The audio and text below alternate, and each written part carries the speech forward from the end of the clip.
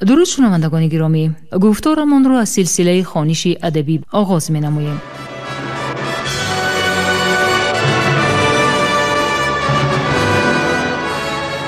با توجه شما کتاب کسینوفونت تحت عنوان کروشنامه در ترجمه، تحریر، سرسخن و توضیحات دکتر علم‌های فلسفه پروفسور رمضان نظریف در قرائت کارمند شایسته تاجیکستان علیزاده عبدالرشید خوجمقل تقدیمتان می‌گردد. گفتار چهارم.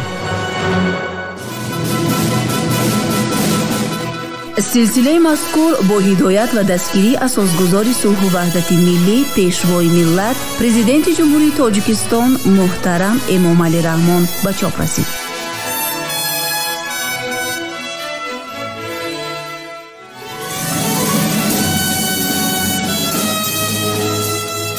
کروشنامه اثری است که تربیه سرلشکر و حاکمی آرمانی مردم فارس را در دوره هخامنشی‌ها تصویر می‌کند.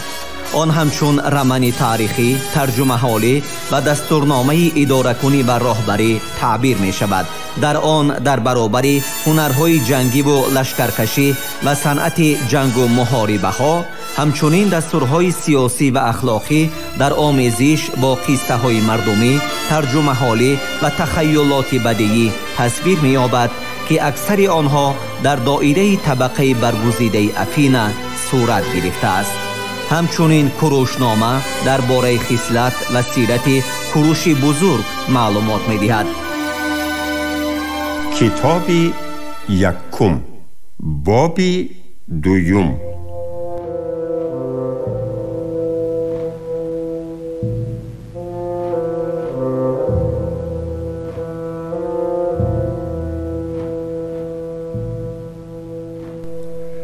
آوردند که پدر کوروش کامبیز شاه پارس ها بوده است. کامبیز مذکور از اولاد پرسیین بود و پرسییان باشند نامشان را از پرسی گرفتند. مادرش باشد چنان که برای همه معلوم است ماندانا بود. این ماندانا باشد دختری استیک شاه مادها بود. چنانه که در قصه های بربرها آورده شده در سرودهایشان ترنم یافته است، کوروش جوانی به ندرت زیبا بود. اینچنین با همت بلندی و کنجکاوی مقرری فرق میکرد. برای هر گونه قهرمانی جسارت داشت و به خاطر شهرت خواهی به هر گونه خطر وارد شده میتوانست.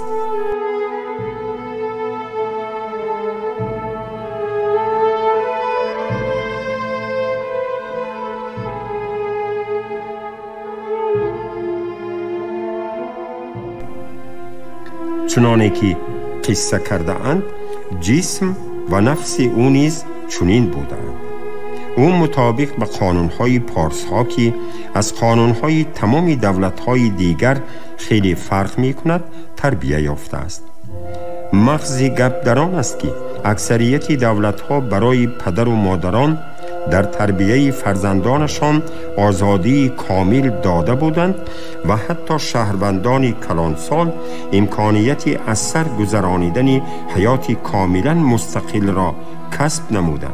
در عین زمان به آنها دزدی و غارتگری، بازوری به خانه دیگران در آمدن، لطوکوب بیگناهان، زناکاری، مقابلت به اجرای سپارش‌های حکومتداران و صادر نمودن جنایت‌های دیگری به این مانند را منع کرده بودند. اگر شهروندان قانون‌های مذکور را ویران کنند برای این جزا می‌گرفتند. برعکس آنها قانون‌های پارس‌ها چاره‌های پیشگیری کننده را در بر گرفته از ابتدا شهروندان را چنان تربیه می کردند که آنها هرگز برایشان دست زدن به اعمال بد و ننگاور را روا نمی دیدند. این کار چنین صورت می گیرد. پارس ها میدانی به اصطلاح آزاد دارند که در آن قصر شاهی و دیگر بناهای رسمی قامت افراختند تاجران با مال و کالایشان به آنجا راه ندارند. برای آنها جای دیگر جدا کرده شده است. این عمل را به خاطر آن پیشه کردند که آوازهای دغل تاجران به اینجا نرسد و گردی همایی این طایفه مردم با افراد شریف و تربیه یافته آمیزش نیابد. این میدان که در آن عمارت رسمی دولتی جایگیر است به 4 قسم تقسیم شده است. قسم اولی آنها برای کودکان، دویمشان برای افیب ها، سیوم آنها برای مردانی برکمال و چهارمشان برای آنهایی که از روی سن و سالشان دیگر جنگاور شدن نمی توانند جدا کرده شده است. طبق قانون همه آنها جایهایی برایشان جدا شده را در وقت معین زیارت می کنند.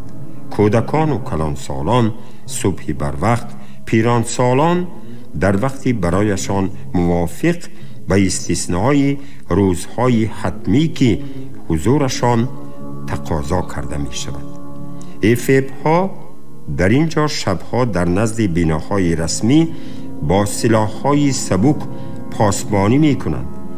به استثنای آدمان عائله‌دار که آنها را بغیر از حالت‌هایی که دعوت عمومی اعلان کرده می شود عهده‌دار نمی کنند، اما زود نآمدن آنها کاری ناشایسته محسوب می یابد. هر یکی این گروه‌های سن و سالی را راهنمایان با تعدادی 12 نفر راهبری می نمایند. عموماً همه پارس ها به 12 قبیله تقسیم شده‌اند. بر راهنمایی کودکان پیران سالان را انتخاب می کنند که به اعتقاد پارس ها آنها توانی بهتر تربیه نمودن فرزندان را دارند.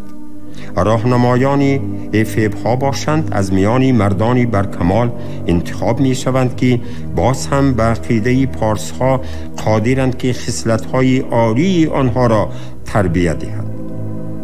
بر مردانی برکمال باشند راهنمایان آدمانی را تعیین می نمایند که آنها به اندیشه پارس ها به زودی اجرا کردن امر و فرمانهای منصبداران عالی ترین را تعلیم داده می توانند.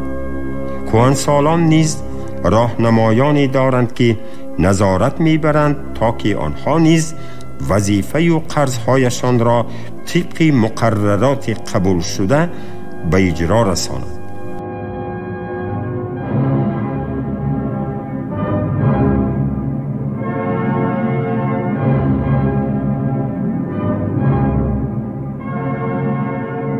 اکنون درباره عهده‌داری های حرف میزنیم که بر دوش آدمان هر یک سن و سال واگذاشته شده‌اند تا برایمان روشن‌تر گردد که پارس ها چطور خصلت های عالی اخلاقی همشهریشان را تربیه می کنند. کودکانی که به مکتب می روند دائما درباره عدالت تعلیم می گیرند، چنانه که خود آنها می گویند کودکانشان محض با همین مقصد به مکتب می روند، مانند آن که فرزندان ما می گویند آنها به مکتب به خاطر یاد گرفتن خط و سواد می روند. راهنمایان آنها بیشتری وقتشان را برای آن صرف می نمایند که از بالایشان حکم داوری داشته باشند. ماهیتی گپ در آن است که بچه ها هم مثل کلانسالان پیوسته همدیگر را به دزدی و غارتگری، زوراوری، فریب و نیرنگ، دشنام‌های لفظی و امثال آنها متهم می سازند. اگر دادگاه کسی را در چنین نوعی کرداری ناشایسته گناهکار داند جزا تعیین می گردد. این چنین آنهایی را که به عقیده ایشان شخصی دیگر را بی اساس عیبدار می کنند نیز جزا می دهند.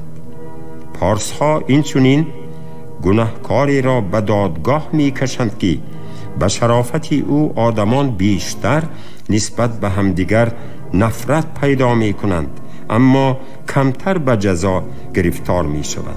انیخترش برای ناسپاسی متهم می شود و کسی را که به اندیشه آنها امکان سپاسگزاری به شخص دیگر داشته اما از آن سرکشی کرده است به جزای سخت گرفتار می شود، زیرا آنها باوری دارند که ناسپاسان اشخاصی هستند که نسبت به دین، نیاکان، وطن و یار و دوستان کاملا بی‌اعتنایی دارند.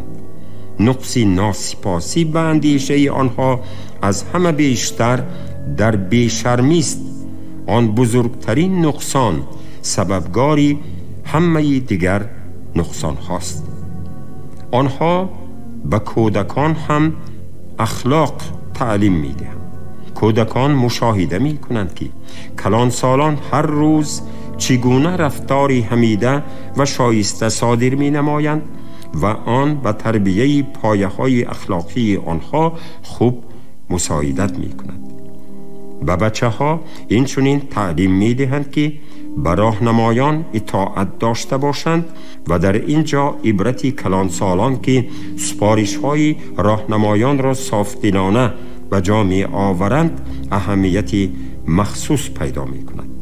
با آنها به آسانی تاب آوردن به گرسنگی و تشنگی را یاد می دهند و به این کار هم مشاهده رفتاری کلانسالان که اگر از جانب راهنمایان اجازت نگیرند به خوراک نصف روزی نمی روند خیلی مساعدت می کند.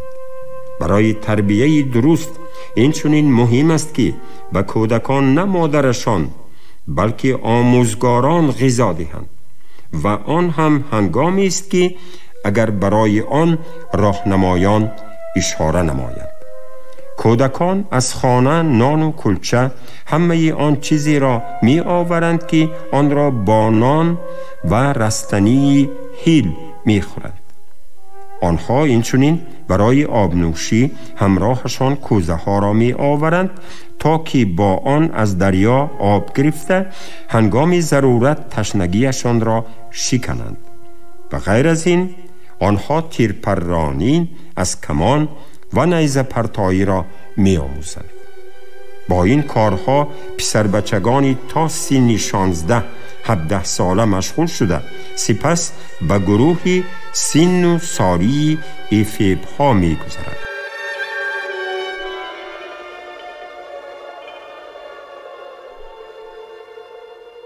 خدمت افیب ها به طور ذیل صورت می گیرد.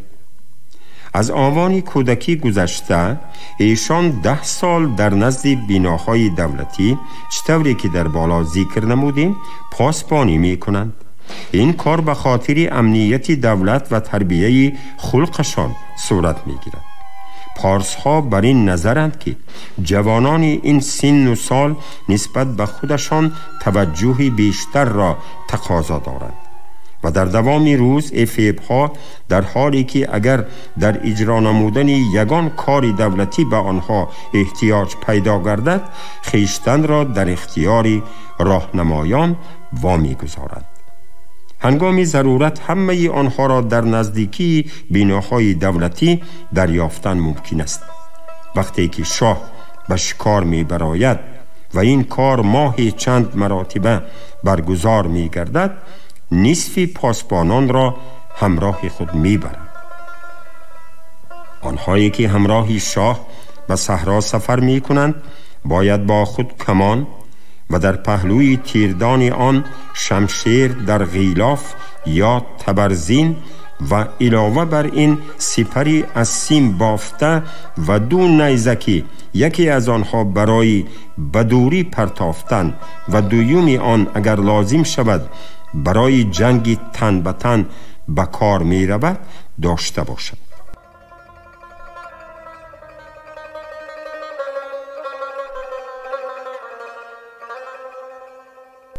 اگر پارس ها شکار را از امور دولتی محسوب دانند که سروری آن را همان طوری که در جنگ است خود شاه به عهده می گیرد و شاه هم شکار می کند و همدیگران را نظارت می کند تا که در شکار شرکت ورزند. به آن سبب است که شکار برایشان همچون مشغولیت معنی می گیرد که بیشتر به جنگ شباهت دارد.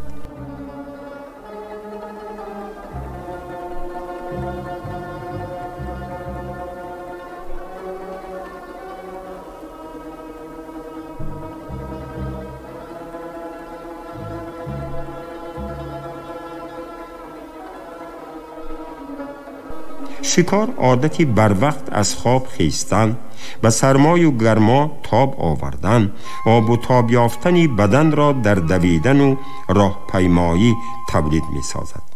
شکار در حالتهای زیاد مردانگی و شجاعت را تربیه می کند، زیرا در نبرد با حیوانی عظیم جثه مجبور هستید که از مسافه نزدیک او را بزنید و هنگام هجوم وی به فریب از حمله هایش فرار نمایید.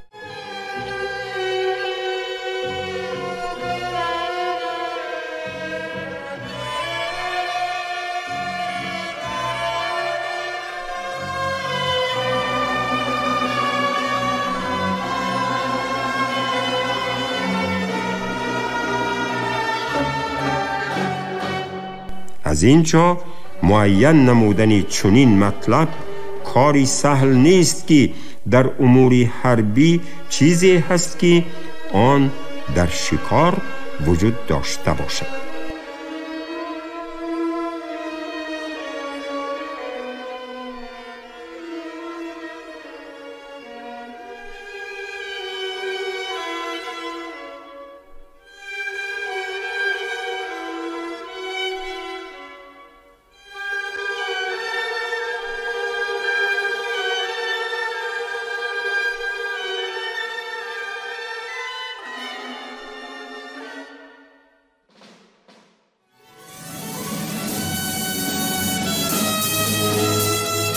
کروشنامه اثری است که تربیه سرلشکر و حاکم آرمانی مردم فارس را در دوره هخامنشی‌ها تصویر می‌کند.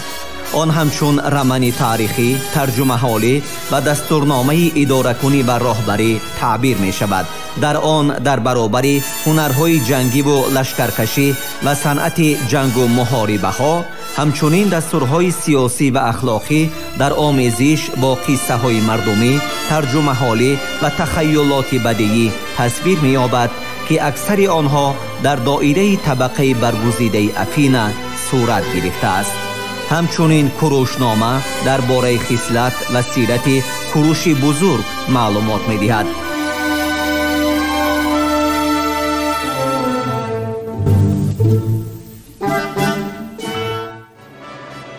شما گفتار چهارم را از سلسله خوانش ادبی از روی اثر کسینوفونت تحت عنوان کروشنامه در ترجمه، تحریف، سرسخن و توضیحات دکتر علم‌های فلسفه پروفسور رمضان نظریف در قرائت علیزاده عبدالرشید خوجمقل شنیدید. کارگردان شیرعلی نغزلی، صدابردار کریم جان حمیدزاده.